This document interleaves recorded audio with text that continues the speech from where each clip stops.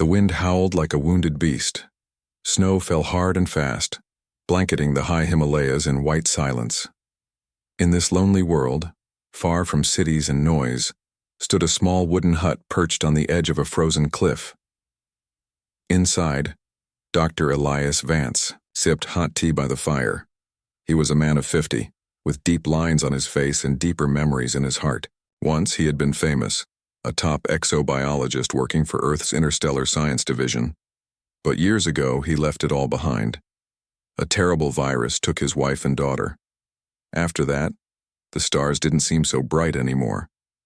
Now, he lived alone, high in the mountains, far from people, close to nature and peace.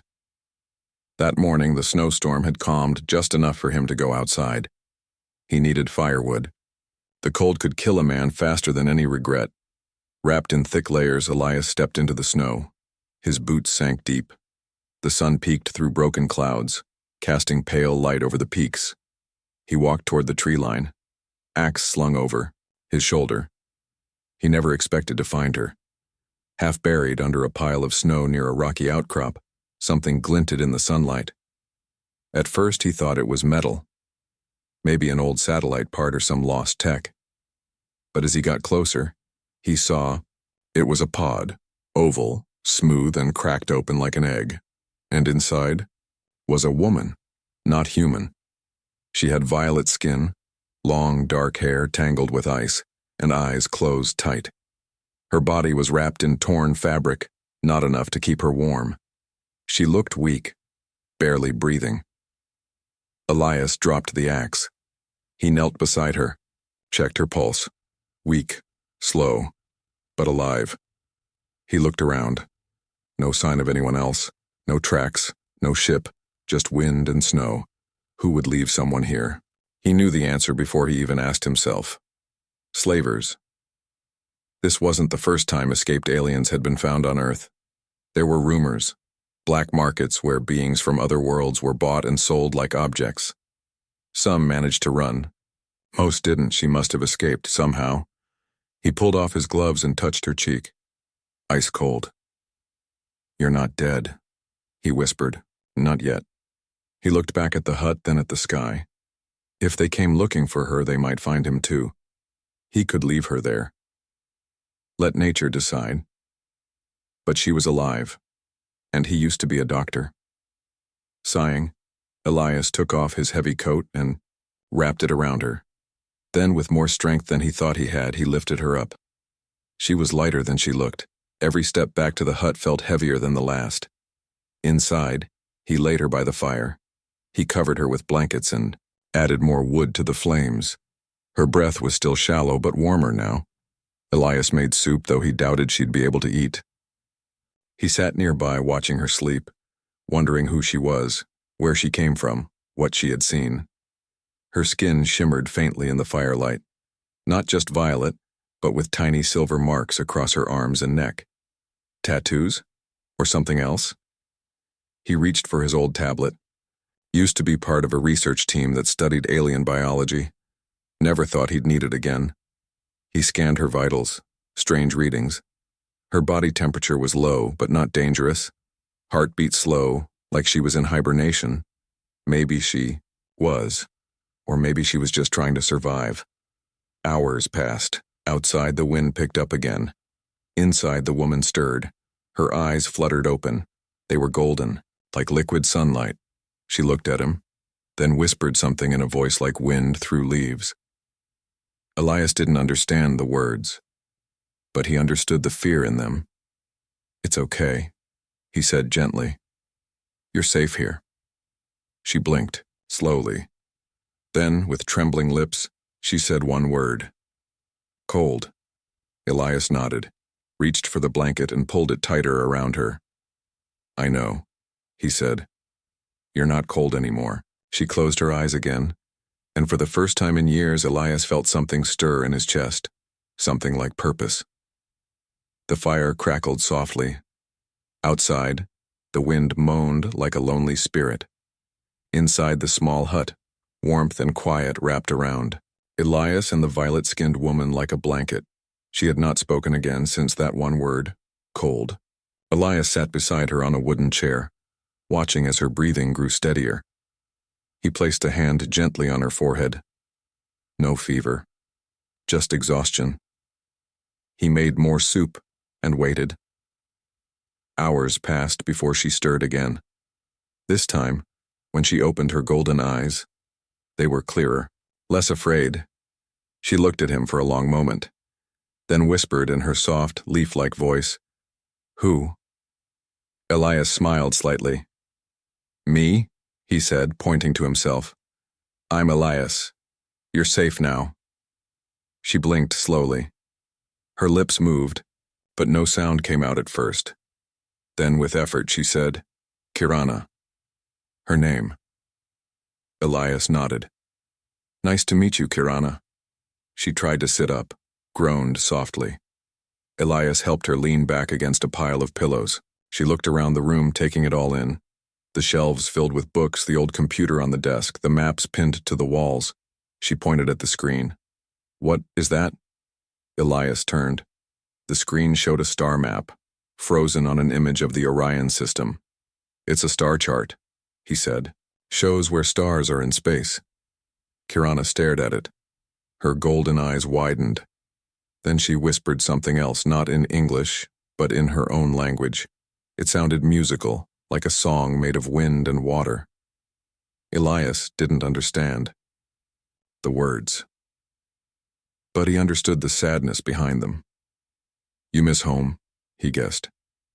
She looked at him, nodded once. Elias sighed. He got up and walked to the kitchen corner. He poured some warm soup into a bowl and brought it back. "Eat," he said gently. "You'll feel better." She sniffed it carefully, then took the spoon in her slender fingers and began to eat. Slowly, carefully, like she hadn't eaten in days, and maybe she hadn't. As she ate, Elias watched her. She was clearly intelligent, curious, and very far from wherever she belonged. After finishing half the bowl, Kirana leaned back and closed her eyes. Her strength was returning, but not fast enough. Then, without warning, she spoke again. "They will come." Elias frowned. "Who?" "The ones who left me here," she said quietly. "They will come looking." Elias felt his stomach tighten.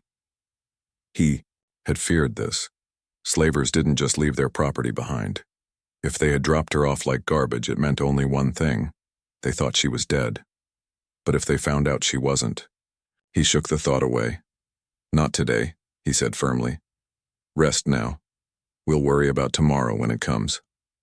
Kirana opened her eyes again, looked at him. "You help me?" Elias hesitated. He had spent years avoiding people, avoiding pain. He had buried his past deep under snow and silence, but now here she was, a stranger from another world, left to die, and he had chosen to save her. He gave a small nod. "Yes, I'll help you." Kirana smiled faintly, the first real smile he had seen from her. It made her look younger, softer, more human. Then she asked, "Why?" Elias didn't answer right away. Why had he helped her? Because he couldn't stand by and watch someone suffer? Because part of him still remembered what it meant to care? Maybe both. He looked into the fire, said simply, "Because I used to have someone too." Kirana tilted her head. Didn't ask more, but her eyes said she understood. Silence settled between them again. Outside, the storm howled louder. Inside, two lost souls shared warmth. And for the first time in a long time, Elias Vance did not feel alone. The wind screamed like a warning. Snow fell in thick curtains, hiding the mountains in white, but not everything could be hidden. Far below, in a valley shrouded by clouds, a small black ship landed silently on a frozen lake. It was sleek and sharp, built for speed and silence. Out stepped four figures, wrapped in dark suits that shimmered, like oil on water. They moved with purpose. No words were spoken, only signals passed through glowing visors. They had come for what was lost. A man among them tapped his wrist device. A red dot blinked on the screen. It pulsed faintly, but it was there. "She's still alive," he said, voice cold and calm. The leader, a woman with silver eyes and a scar across her cheek, nodded. "Then we take her back," she said. "Or erase the trace." One of the others looked up at the storm-wrapped peaks above. "That human is up there with her," he muttered. "Should we deal with him too?" The leader didn't hesitate. "If he gets in the way." "Yes."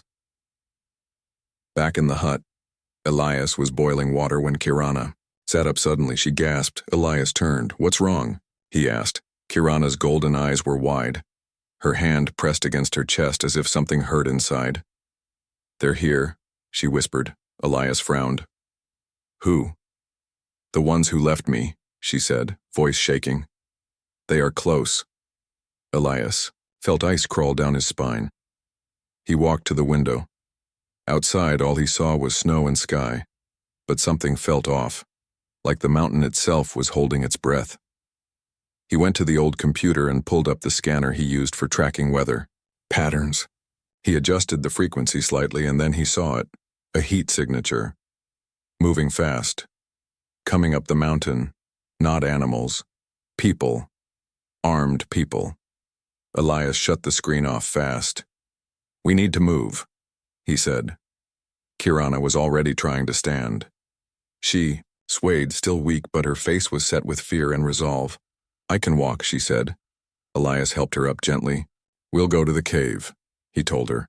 "It's deep in the rocks, hard to find unless you know where to look." Kirana nodded.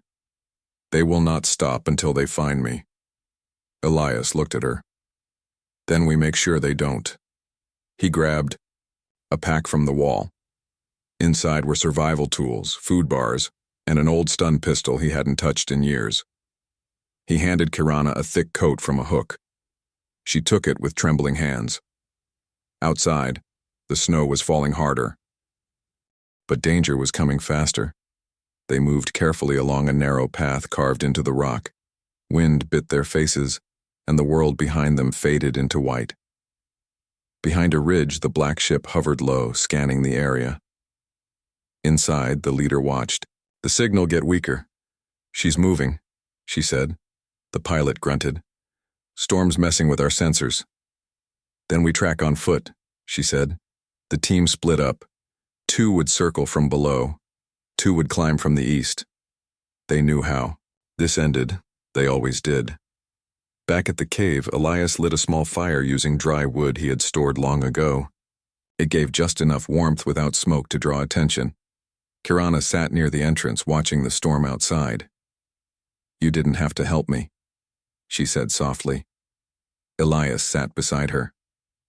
"I didn't have to," he agreed. "But I did." Kirana looked at him.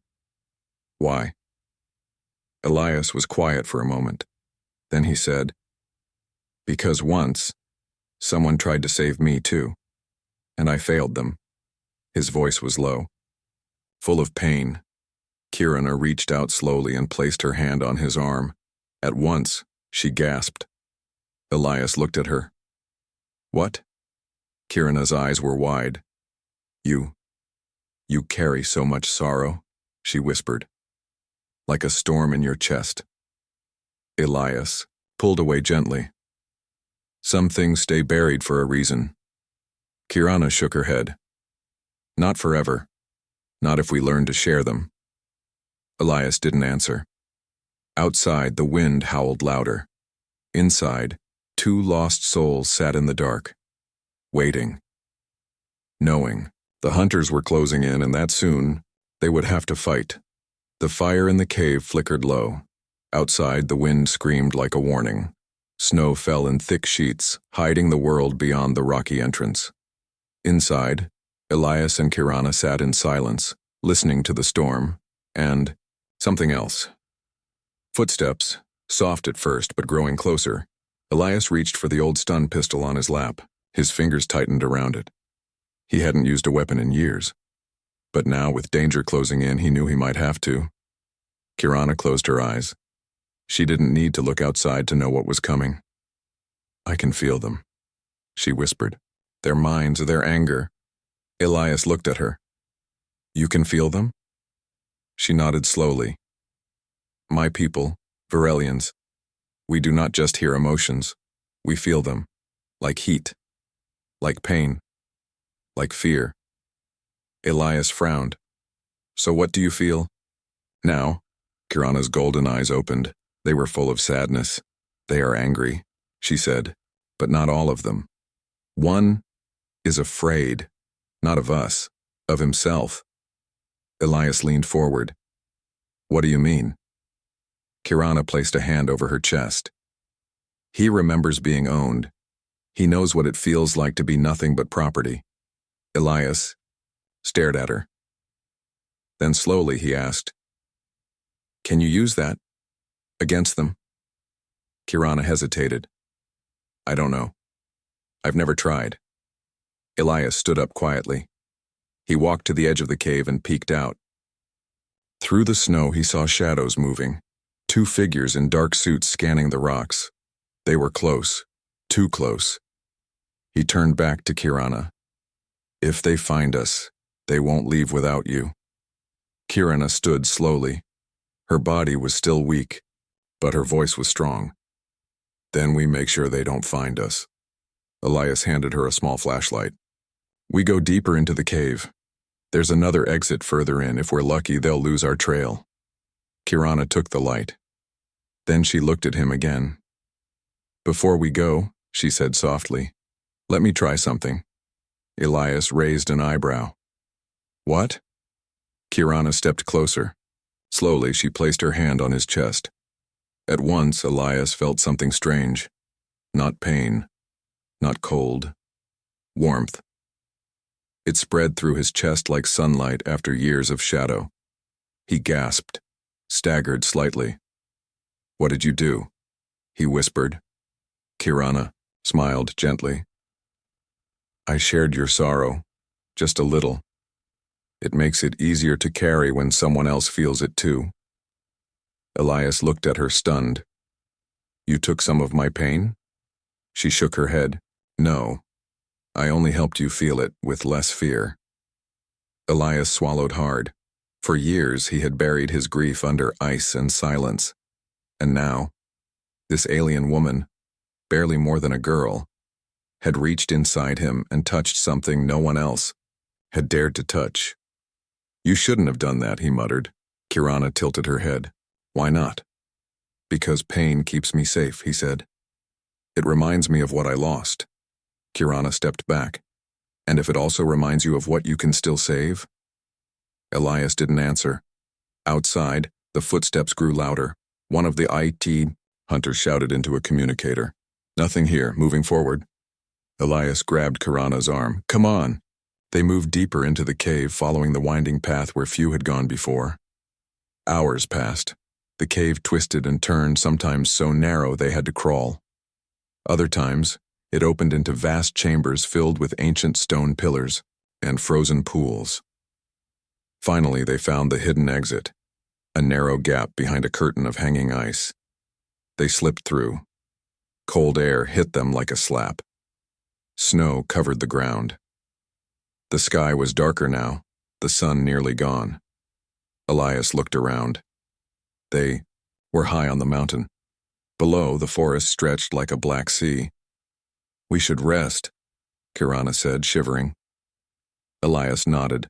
There's a shelter nearby, an old weather station. No power, but it has walls. They made their way down carefully. By the time they reached the building, Kirana could barely stand. Elias helped her inside and lit a small fire using broken wooden beams. As warmth returned to her skin, Kirana looked at Elias. Why do you hide from the world? She asked. Elias sat beside her. Because the world hurts too much.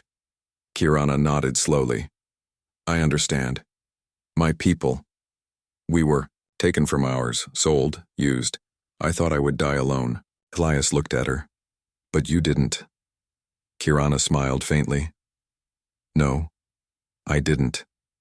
Outside, the wind howled. Inside, 2 souls sat in the quiet, one learning to live again, the other learning to hope. and somewhere below, the hunters were still searching. The storm raged through the night. Wind howled like a beast trapped in the mountains. Snow fell so thick it turned the world into white silence. Inside the broken weather station, Elias and Kirana sat close to the fire, wrapped in old coats and shared warmth.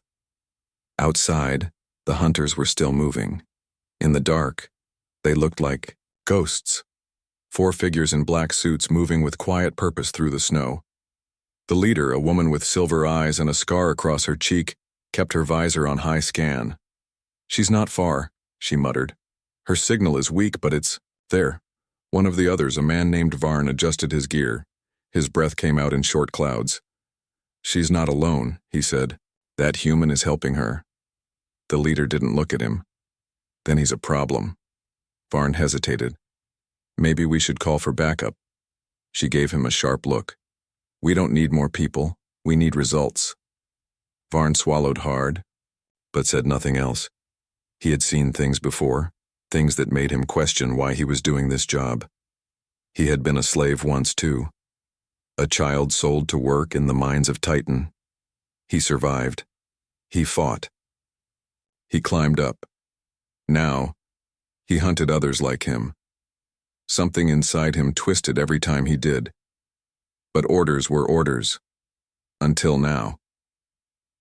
Back in the shelter, Kirana suddenly gasped. Elias looked at her. "What?" Kirana pressed her hand against her chest again. Her golden eyes flickered with something deep, something painful. "There's fear," she whispered. "But not just from them. One of them. He feels like me." Elias frowned. "Like you how?" Kirana closed her eyes. "He remembers being owned, and he hates it." Elias stood slowly. "You can feel that? From this far away?" Kirana nodded. "I've always felt emotions like wind or heat, but now, I think I can do more than just feel them." Elias raised an eyebrow. "Like what?" Kirana looked at him. "Like change them." Elias stared at her. "You mean, control them?" Kirana shook her head. "Not control. Influence. Like throwing a stone into water. Ripples go out. If I focus, I might be able to make them feel doubt, fear, even guilt." Elias crossed his arms. "And if that doesn't work?" Kirana smiled faintly. "Then we run." Elias sighed. Then he reached for the old stun pistol again. "We'll stay here until morning," he said. "Let them waste energy, searching in the cold. We'll have the advantage when light comes." Kirana nodded. They sat in silence for a while longer. Then she asked softly, "Why do you keep fighting?" Elias looked at her. "I thought you left the world behind," she continued. "You could have left me in the snow. You could have ignored me. But you didn't." Elias stared into the fire. For a long time he didn't answer.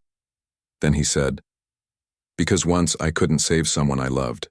Now I won't let myself fail again." Kirana reached out and touched his arm gently. At once Elias felt something strange.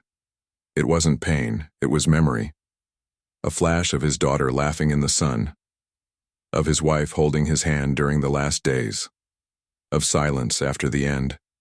He pulled back quickly. Kirana looked sorry. "I didn't mean to bring it all back." Elias rubbed his face. "You didn't. I did." Kirana smiled softly. Sometimes remembering is the first step to healing. Elias didn't answer.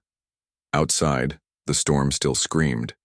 Inside, 2 lost souls sat in the firelight, one learning to feel again. The other learning to hope. The next morning, the storm began to clear. Thin sunlight peeked through gray clouds. Snow covered everything like a blanket. Elias stepped outside first. He scanned the area carefully. Nothing. No movement. No signs of life. He motioned for Kirana to follow. As they moved down the slope, they found tracks in the snow. Fresh 4 sets, going in the opposite direction. They're circling around, Elias muttered. Kirana closed her eyes. She focused, reaching out with her mind. Then she opened her eyes again. They're close, she whispered. One of them is afraid, not of us, of himself. Elias looked at her. Can you reach him? Kirana nodded. I'll try. She took a deep breath, closed her eyes, and sent a wave of emotion into the wind. Guilt, doubt, fear, hope. A silent message without words. You remember what it felt like to be owned. Far below, in the trees, Varn stopped walking. His partner turned. What's wrong? Varn didn't answer. He stood frozen, staring into space. Something had touched him. Something soft, something powerful. He remembered chains, he remembered screams, he remembered the day he swore he would never be weak again. And now he wasn't sure anymore. Varn, the other hunter snapped. Varn blinked. He looked at his partner, at the gun in his hand, and then he dropped it. What are you doing? His partner demanded. Varn looked up at the sky. The storm was ending. I'm done, he said quietly.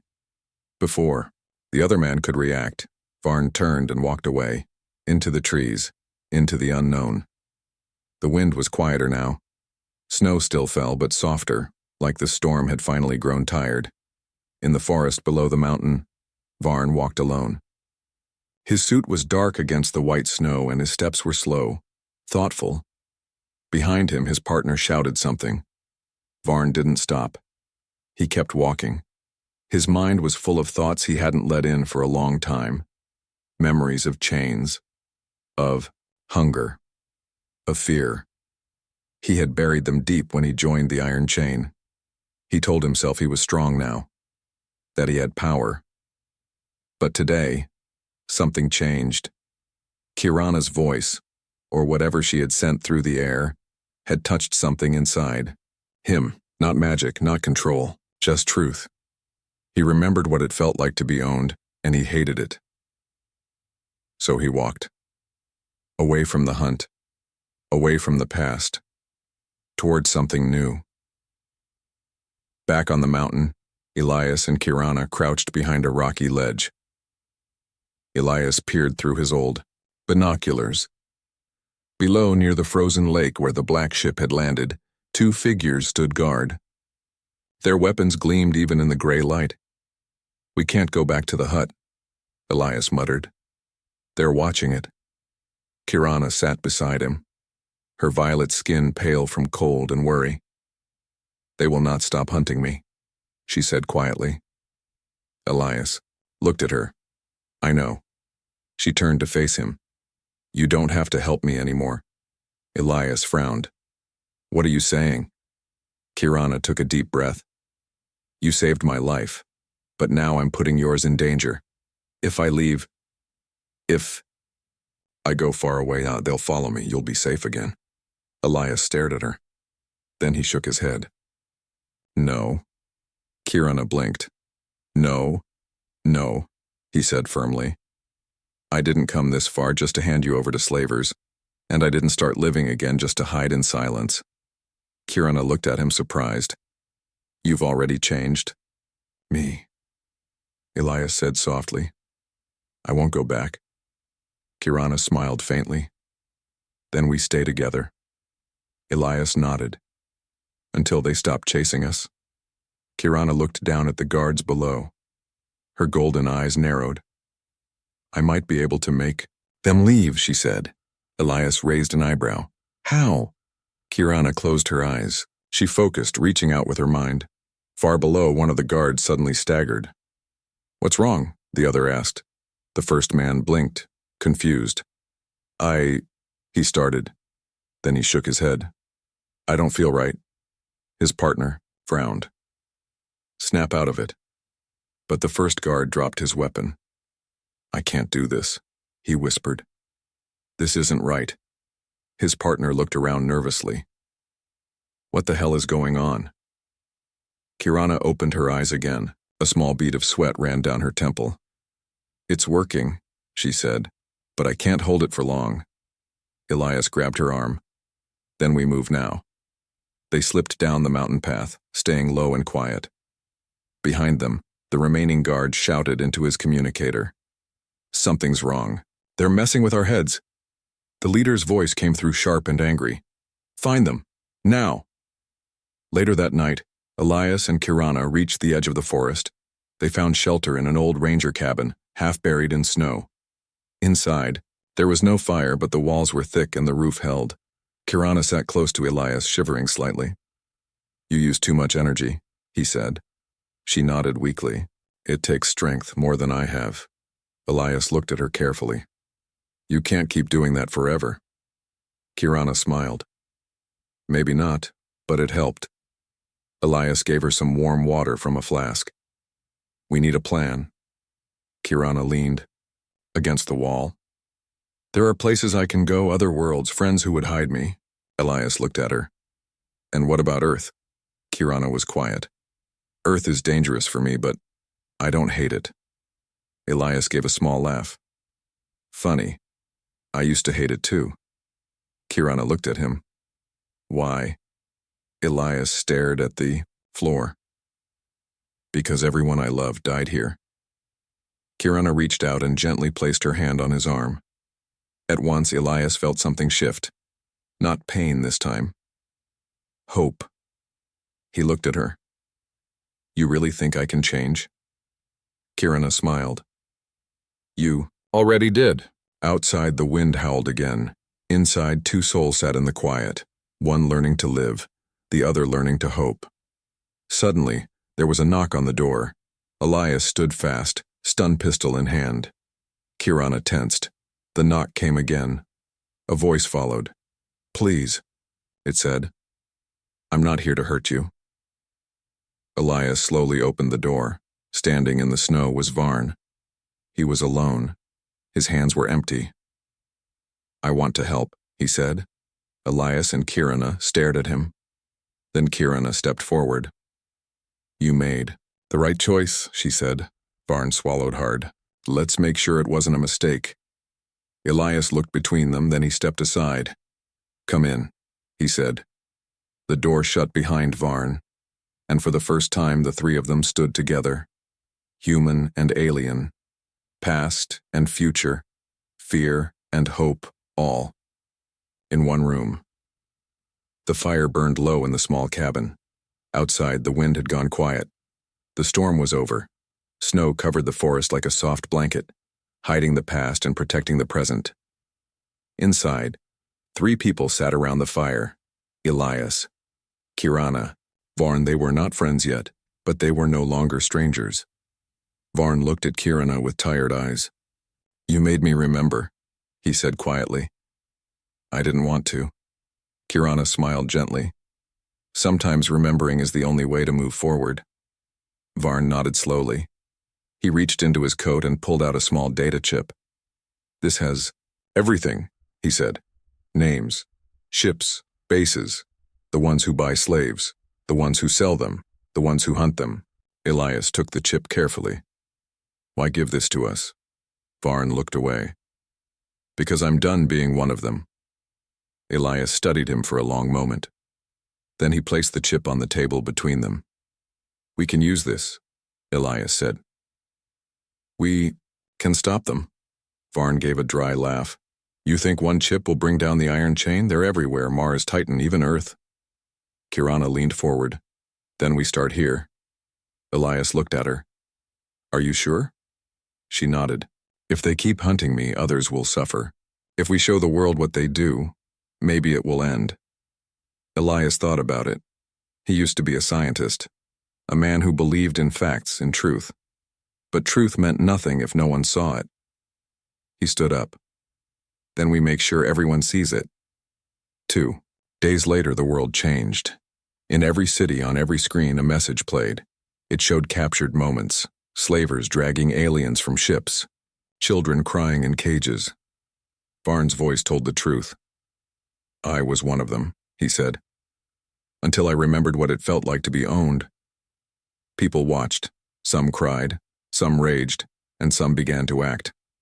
Governments called for investigations. Space colonies held protests. Scientists and diplomats demanded justice. The Iron Chain tried to hide, but it was too late. Their secrets were out. Back in the mountains, Elias, Kirana, and Varn watched the news together. The world was changing, not fast, not perfectly, but it was moving. Kirana turned to Elias. Now what? Elias looked out the window. The sky was clear now. The sun shone bright on the snow. I don't know, he said, but I think I want to see where it goes. Kirana smiled. So do I. Varn stood up. I should go. They'll come looking for me too. Elias looked at him. You don't have to run forever. Varn sighed. Maybe not. But right now, I need to find others like me. Others who might listen. Kirana stepped closer. You're not alone, anymore. Varn met her golden eyes. For the first time he smiled. Thanks to you, he said. He walked to the door, paused, then said, take care of each other, and then he was gone. Weeks passed. Elias and Kirana stayed in the mountains, but not in silence. They sent more messages, shared more stories, taught others how to help escaped slaves. They even helped build a safe place, a hidden shelter for those who needed it most. One evening, as the sun set behind the peaks, Kirana sat beside Elias by the fire. You changed, she said softly. Elias smiled. So did you. Kirana looked at her hands. I used to feel broken, like I wasn't mine anymore. Elias looked at her. And now? She looked up. Her golden eyes sparkled. Now I know I belong to myself. Elias nodded. That's all any of us really need. Outside, birds flew across the sky. Inside, two souls sat in peace. One had learned to live again, the other had learned to hope, and together they had reminded the galaxy of something simple, but powerful. We are not property. We are free.